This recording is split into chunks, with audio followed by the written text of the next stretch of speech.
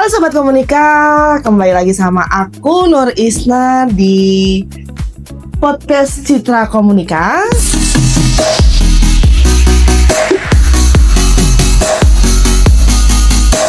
Sekarang kita akan bahas mengenai public speaking dan remaja. Hubungannya apa sih?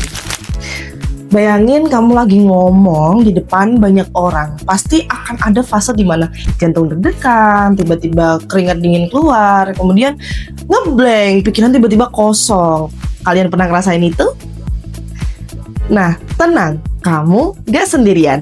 Hampir semua orang yang jago ngomong hari ini di depan umum itu dulunya juga mengalami hal yang sama. Pernah gugup atau mungkin bahkan sangat gugup. Public speaking itu bukan bakat dari lahir. Ini tuh bicara tentang skill. Jadi artinya apa? Artinya public speaking bisa dilatih. Dan kabar baiknya, kamu bisa mulai dari sekarang lewat media apapun. Kuncinya satu, konsisten. Nah, sebagai remaja, apalagi di era digital yang serba dinamis, kalian dituntut untuk bisa jadi content creator, kemudian jadi aktif di organisasi, khususnya untuk yang remaja ini ya, kita harus bersosialisasi juga dengan yang lain, atau mungkin kita ngomong di depan sekolah ketika ada kegiatan di sekolah kita.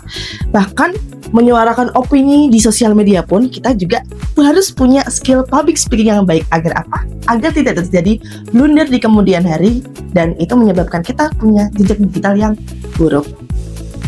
Sekarang coba kita ubah cara pandang kita tentang public speaking. Yang pertama adalah bagaimana kita ingin menyampaikan pesan yang ingin kita sampaikan. Maksudnya gimana? Jadi kita mau nyampaikan apa sih sebenarnya? Nah, kita fokuskan dulu pesan yang ingin kita sampaikan itu apa. Kemudian kita mencoba untuk memberikan pemahaman ke orang lain seperti apa. Sekarang kita coba ubah cara pandang kita tentang public speaking itu harus sempurna. Jadi ini bukan ngomong tanpa salah ya public speaking itu, tapi bagaimana kita punya kemampuan berbicara, menyampaikan pesan yang jujur dan juga berani. Jadi bukan hanya tentang sempurna atau tidak sempurna. Kunci yang pertama, kenali pesanmu terlebih dahulu. Kalau kamu sendiri nggak paham sama pesan yang mau kamu sampaikan, terus bagaimana kamu bisa memahamkan orang lain? Jadi, hal pertama yang harus kamu lakukan adalah kenali dulu pesan yang ingin kamu sampaikan. Kemudian yang kedua, jadilah diri sendiri. Nggak usah dibuat-buat. Kalau emang pembawaanmu lucu, ya sudah, sampaikan pesan itu dengan lucu. Kalau pembawaanmu santai, sampaikan pesan itu dengan santai. Namun, kalau pembawaanmu itu formal, sampaikan pesan itu dengan formal. Yang perlu diingat adalah jadi diri kamu sendiri. Tadi yang pertama, kita harus kenal pesan yang ingin kita sampaikan. Kita mengenali, kita tahu, kita paham pesan yang ingin kita sampaikan. Kemudian yang kedua, kita jadi diri sendiri. Dan yang ketiga, kita latihan itu bukan menunggu ketika kita ingin menyampaikan sesuatu di depan umum. Namun latihan itu kita lakukan setiap hari, baik itu di depan cermin atau di depan orang-orang terdekat kita. Yang selanjutnya, gugup itu hal yang sangat wajar. Jadi, gugup itu bukan tanda kamu tidak bisa, kamu tidak mampu, tapi kamu berproses untuk membiasakan diri terbiasa berbicara di depan umum. Jadi, itu hal yang wajar banget untuk kalian yang belajar public speaking pertama kali.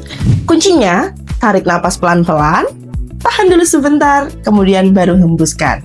Agar kalian punya pikiran yang rileks untuk menyampaikan sesuatu. Itu mengurangi rasa gugup kalian. Jadi, yang perlu kita ingat adalah orang yang kita ajak bicara itu bukan musuh kita. Dan mereka juga bukan juri yang akan menilai setiap apa yang kita sampaikan. Mereka itu adalah orang yang ingin mendengarkan apa yang kita ucapkan.